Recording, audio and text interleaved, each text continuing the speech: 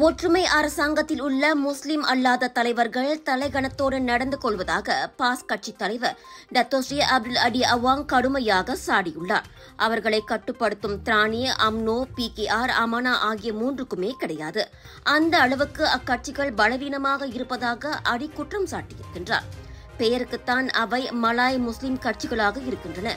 ஆனால் இஸ்லாத்தின் புனிதத்தன்மை சம்பந்தப்பட்ட விஷயங்களில் முன்னின்று குரல் கொடுக்காமல் அவை பின்வாங்குவதாக மாராங் நாடாளுமன்ற உறுப்பினருமான அவர் காட்டமாக கூறியிருக்கின்றார்.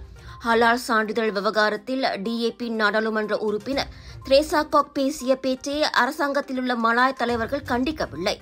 பார்க்கப்போனால் இஸ்லாம் தொடர்பான விவகாரங்கள் குறித்து கேள்வி எழுப்பும் முஸ்லிம் அல்லாத தலைவர்களுடன் மலாய் கட்சிகள் உறவை முறித்துக் கொள்ள வேண்டும் என அடி கூறினார். பாஸ் கட்சியின் இளைஞர் பிரிவு பேராளர் மாநாட்டில் பேசிய போது அடி அவாங் இவ்வாறு கூறியிருக்கின்றார்.